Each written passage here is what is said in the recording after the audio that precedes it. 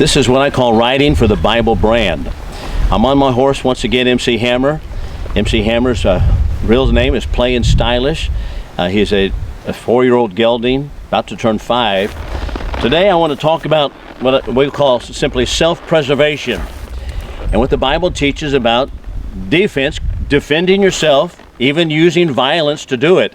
And gun rights is included in it. So what does the Bible say about self-preservation? That's one of the natural rights that men have, to preserve your own life. So there's several passages that we can look at. We'll only have time to notice a couple of them, but one of them is interesting. In the Old Testament, one of the 10 commandments of the Decalogue, remember, is thou shalt not kill, but that word is thou shalt not murder. We know that because of the Hebrew word, but also think about this passage in Exodus chapter 22 and verse 2. Here, Moses gives the legislation that if the thief is coming into your house, breaking into your house at night, and you strike him so that he dies, there is no blood guiltiness for him. You're not guilty of that.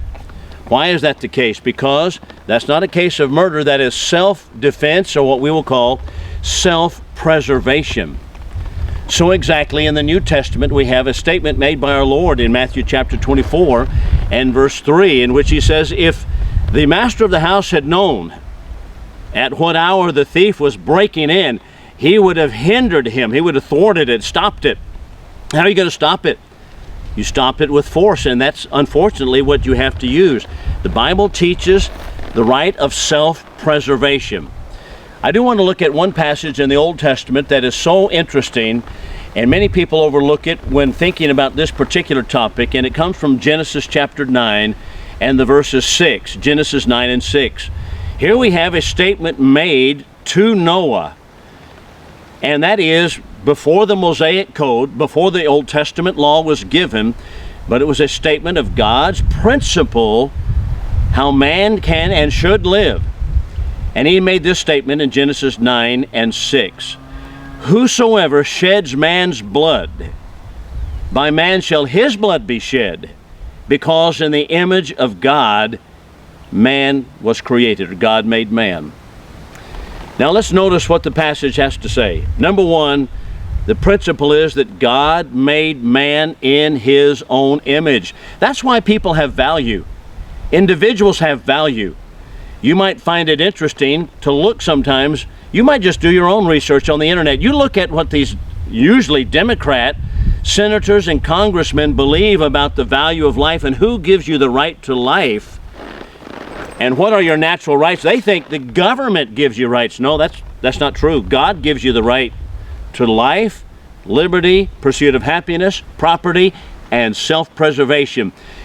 But the principle here is God made man in his own image. What does it mean, in his own image?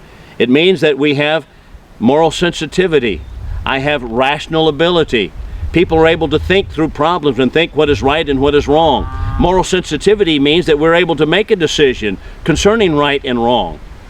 So man was created in God's image. That's number one of Genesis chapter 9 verse 6. Number 2, he says, whosoever sheds man's blood. Now here he speaks about murder, that is taking life unjustifiably. And I emphasize unjustifiably because the Old Testament also shows us that capital punishment is requisite in many cases. That would not be, of course, unjustified taking of life, but we have murder mentioned in Genesis 9 and 6. So whosoever sheds man's blood, that is, whoever murders. Then what is the case? By man shall his blood be shed. By man. Not God. God saying man has the ability and the right to inflict capital punishment in such a case. That's exactly what we're standing for, that is capital punishment. And in the Genesis passage, this was before a government was instituted. This was way before a government came into existence. This was how men were to handle the affairs between men. And so the point is that, unfortunately, violence has to be done in order to preserve life. Genesis chapter 9 and verse 6. And it is of interest to us that our own Supreme Court has decided, has made the statement several times, that did I pull the wrong handle? I pushed the wrong button, didn't I? That's all right. I maybe hit the wrong primer on that one. Our own Supreme Court has stated very plainly that a person's right to own firearms, to keep and bear arms, is an individual right, and it is not limited to an organized militia or an organized National Guard.